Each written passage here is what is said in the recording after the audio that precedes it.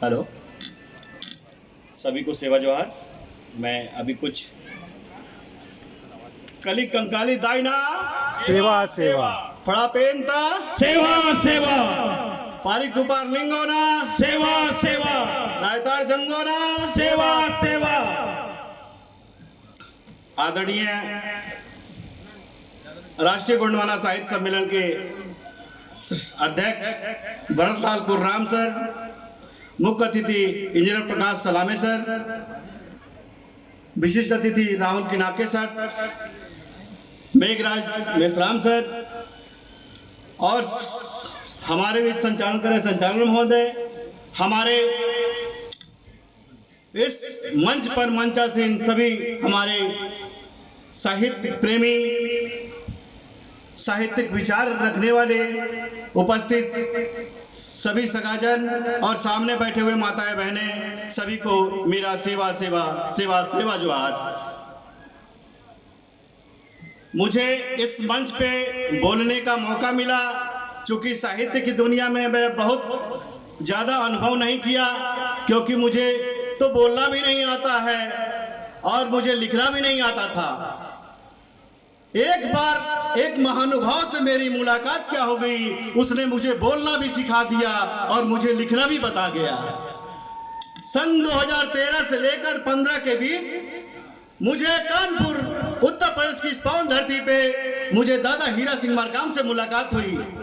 वो साधारण व्यक्ति से मुलाकात हुई और उन्होंने मुझे इतना अपने आप में एक महत्वपूर्ण बातें बता दी कि मैंने सिर्फ कहा था, दादा मुझे कुछ करने का मन कर रहा है। तो उन्होंने बोला, बेटा क्या करना चाहते हो? तो मैंने बताया कि दादा उत्तर प्रदेश, बिहार, पश्चिम बंगाल, दिल्ली ये क्षेत्र में कोई लिखने वाला नहीं है, न कोई बोलने वाला है, मुझे लिखने वाला बना दो। दादा ने बोला कि जा बेटा, क्या लिखना चाहता है तू लिखो, मैं तुझे आश्वस्त करता हूं कि तुम लिखो और उसको लिखने का काम जारी करते रहो। मुझे उस बात से एक बड़ा जुनून, जोश, जज्बा पैदा हुआ। तो मैंने सबसे पहले अपनी किताब महुआ का पेड़ लिखा, क्योंकि आदिवासियों का पवित्र महुआ का पेड़ कोया इरुकमड़ा ये आदिवासियों के पूजा स्थल पर लगाई जाती है। इसे हर पूजा शुभारंभ होती है, तो मुझे लगा शुभारंभ इस महुआ के पेड़ से की जाए, इरुकमड़ा से की जाए। उसके बाद मैं जबलपुर में रांझी में गया, तो लोगों को गोंडी धर्म के बारे में नहीं समझ में आ रहा था, क्या है गोंडी धर्म। तो मैं जबलपुर से जब आया तो वहां से मैंने लिखा क्या है गोंडी धर्म। ये मेरी दूसरी किताब हुई। मैंने तीसरी किताब लिखा आदिवासियों का गहना गोदना। उसमें मैंने दिखाया आज के युग में जो टैटू जो लोग बोलते हैं ना, अरे तुम आज के जमाने में टैटू बोलते हो, हमारे समय का पहले का ही वो टैटू है, क्योंकि आदिवासियों की पहचान उस गोदना से हुई, उस टैटू से हुई। तुम क्या हमको बताओगे? हम पहले से सब जानते हैं, हमारे सभी पूर्वज पहले से करते आए हैं। इसीलिए मैंने एक तीसरी किताब बनाई, आदिवासियों का गहना गोदना। उसके बाद गोंड का गोंडवाना दर्शन मैंने लिखा।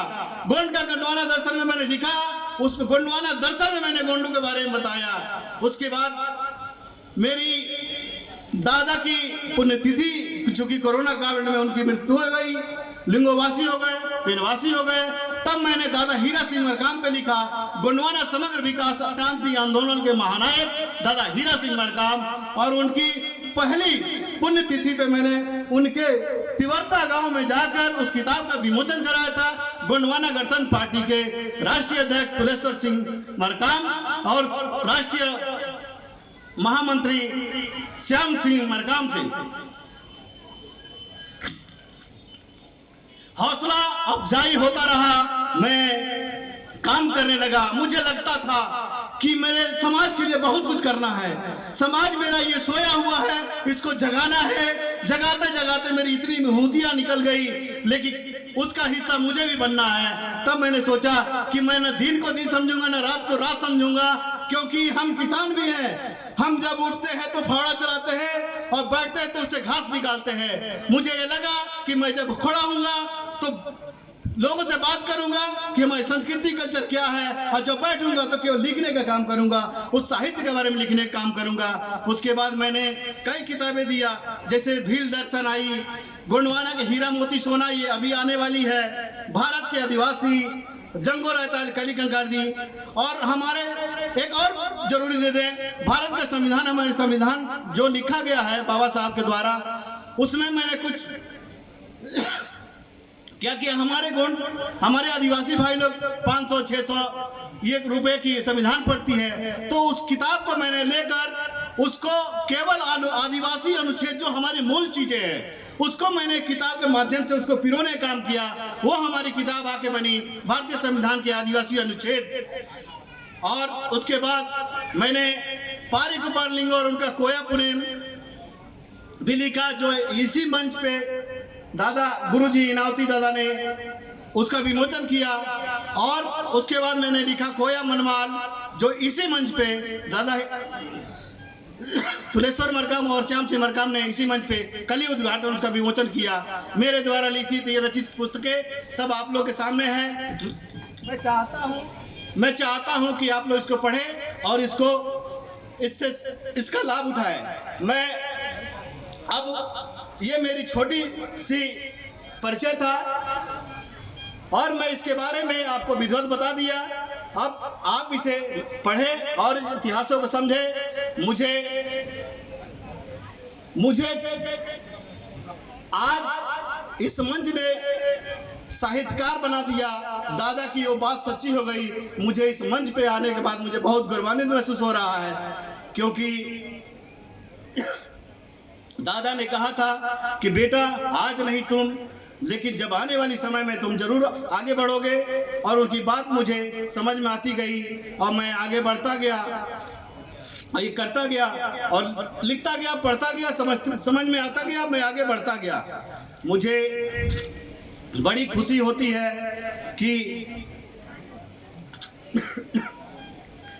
जब लोग मुकर्रर करने लगे समझो आप असर करने लगे, जब लोग मुकर्रर करने लगे समझो आप असर करने लगे। बात इस दरिया में जरूर कुछ है, जब इसकी तारीफ समंदर करने लगे।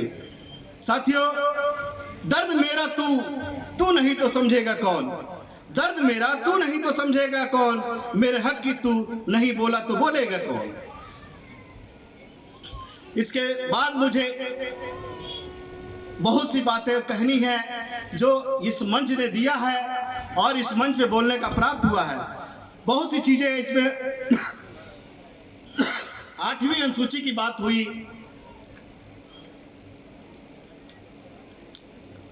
8वीं अनुसूची की बात हुई, हमारी गोंडी धर्म की बात, कॉलम की बात चलती है। हम लोग काफी समय से लग रहे हैं, जनगणना कॉलम के लिए भी लगे हैं। हम लोग, हमारे जितने भी दल के लोग हैं, चाहे जो भी राजनीतिक पार्टियां हों, जो भी सामाजिक संगठनें हैं, मेरी अपनी एक गुजारिश है, एक विचार है कि अगर हम लोग सभी लोग मिलकर एक मंच, एक संयुक्त मंच बना के उस पर काम करें तो ये मेरे लिए या किसी के लिए असंभव नहीं होगा, असंभव हो जाएगा। ये 8वीं अनुसूची भी मिलेगी और हमारे सभी काम भी होंगे। हमें लगता है कहीं ना कहीं हमारे ही, क्योंकि हमें तो अपनों ने लूटा, गैरों में कहाँ दम थी, हमारी किश्ती थी डूबी जहाँ ही पानी कम थी।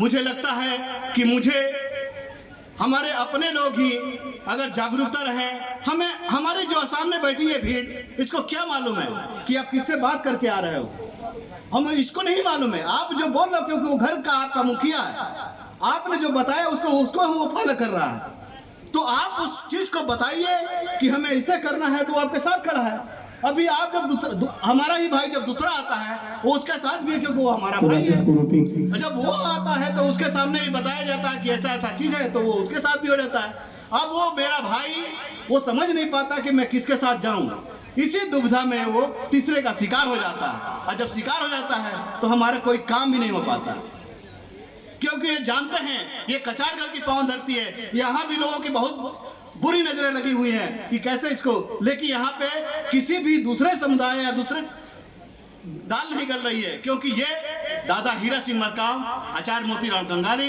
दादा सुनहेर सिंह मरकाम की देन है। उन्होंने एक ऐसी मजबूत ईंट रख के गई है यहाँ पे कि आने वाली 50 या 100 सालों तक इसको हिलाने की कोई कोशिश नहीं करेगा, क्योंकि उनकी बातों में वो दम है, उनके कर्मों में वो दम थी कि अब इसमें कोई घुसपैठिया घुस नहीं पा रहे हैं। मुझे लगता है कि इस ऐसे ही हर जगह होनी चाहिए, हर जगह होनी चाहिए, क्योंकि जब तक हम एक यूनाइट होकर एक जगह हम अरे 7.5% है, हम 7.5% है, 3% वाले कहां से कहां पहुंचे हैं, हम तो फिर भी 7.5% हैं। अब ये सोचिए, उनकी यूनिटी उनको आगे बढ़ा रही, हमारी उनकी यूनिटी ने हमको तोड़ के रखा है, और हम टूटे हुए हैं इसलिए तो बिखरे हुए हैं, और जब बिखरे हुए हैं इसलिए हमारे कोई काम नहीं होते हैं। हमारे इतने लोग आए इस मंच पे, बहुत कुछ बोल के गए, बहुत कुछ कह के गए, लेकिन अमल कब होगा ये मुझे नहीं समझ में आता है। और अमल जब बोल के जाते हैं तो अमल करो ना, अमल आप नहीं करोगे तो करेगा कौन? दूसरा कोई आगे करने वाला है? आप भी इस चीज को समझिए, समझे, और यहाँ बोल के जा रहे हैं कि मैं आने वाली समय में ये कर दूंगा, वो कर दूंगा, ऐसा करूंगा। जब आता है अगली बार, नेक्स्ट जब सीजन सत्र आता है, जब अगली साल आएगी, तो आपको इतना भी इंपॉर्टेंट काम आ जाता है कि आप ये मीटिंग छोड़ देते हैं, क्योंकि आपने वादा किया था कि हमको जाके ये काम करनी है। मुझे ये लगता है कि अरे जो वादा करो तो वादा निभाने की भी कोशिश करो, क्योंकि ये सामने वाले लोग, ये हमारे लोग जो मंच बैठे हैं, ये हमारे अपने भाई हैं। आज अपने सामाजिक स्तरों का उठान है कि आज हम यहाँ से यहाँ पहुंचे हैं। ये कछाड़गढ़ की पावन धरती हमें यहाँ तक एक सभी आदिवासियों को, गोंडवाना गोंडियन समुदाय को एक जोड़ने का बहुत बड़ा मंत्र मिला है। मैं चाहता हूं कि इसको ऐसे ही बरकरार रखी जाए और इसमें दूसरों को, किसी को घुसने का मौका ना मिले। और मुझे लास्ट में मैं एक बात बोलूंगा। एक पिक्चर का नाम है केसरी, जिसमें गाना है, वो गाना मैं जरूर थोड़ा गुनगुनाने की कोशिश करूंगा, क्योंकि वो उस गाने में बड़ा दर्द समझ में आता है, अपना आप को समझ में आता है। तो थोड़ा सा मैं और समझ लूंगा, आप लोग भी सहयोग करें। अपना मंच है, थोड़ा मजा आ जाती है, क्योंकि वो केसरी पिक्चर गाना है।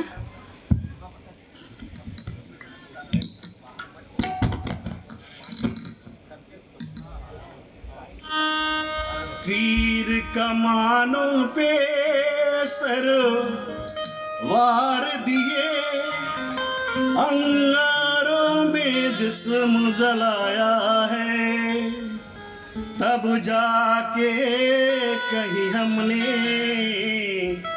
सर पे ये सतरंगी रंग सजाया है।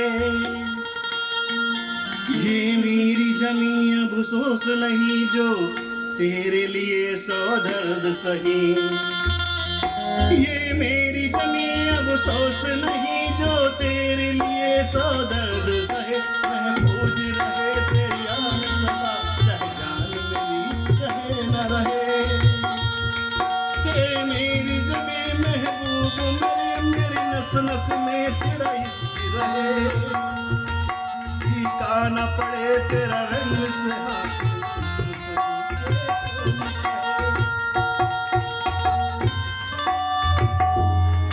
फीका न पड़े कभी रंग तेरा जिस्मों से निकल कर खून कहे। तेरी मिट्टी में मिल जावा गुल बन के मैं खिल जावा, इतनी सी है दिल की आरज़ू। यहाँ गोंडवाना शब्द है, मेरी इच्छा है कि इस गोंडवाना की पावन नदी पे ही हम इसी में अपने आप को समर्पित कर दें।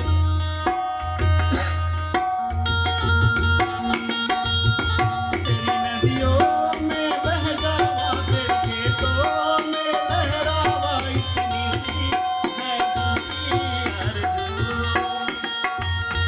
सरसों से भरे खलिहान में मेरा झूम के बंगला पा न सका। आबाद रहे मेरा गाँव जहाँ लौट के वापस आ न सका।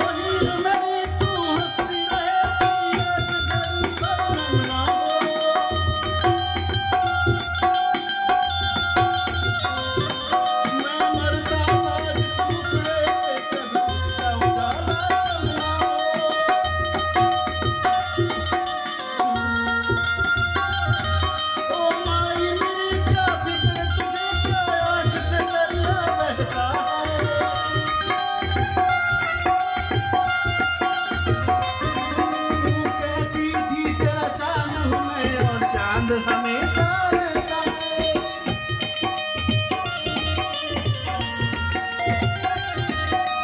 मिट्टी में मिल जावा दिल बन के, मैं मिल जावा इतनी सी है दिल की आरज़ू।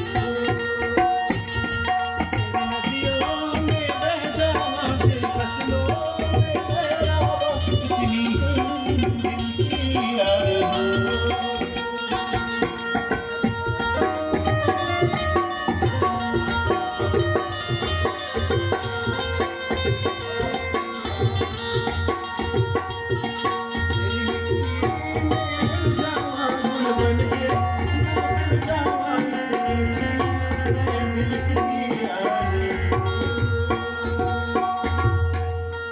धन्यवाद। और अंत में बोलते हुए ये जरूर जाऊंगा कि आप लोगों ने मुझे प्यार दिया, स्नेह दिया, उसके लिए मैं बहुत बहुत दिल से शुक्रगुजार हूँ। आप लोग का हृदय से आभार करता हूँ। और मुझे बहुत खुशी मिली, अपना मंच पे आप लोगों ने मुझे अपने हम बुलाया और मुझे इस लायक समझा, क्योंकि मैं ये समझता हूँ कि केवल लिखो और अपने लेखनी के माध्यम से लोगों को बताओ। मैं ये भी नहीं चाहता हूँ कि मेरे बारे में कौन क्या कहता है, मुझे सिर्फ ये दिखता है कि मैं लिखूं और लिख के ही अपने आप को आप लोगों को सामने रखूं। इसी के साथ आप सभी को सेवा जोहार, सेवा सेवा सेवा जोहार। धन्यवाद। धन्यवाद सर, आपने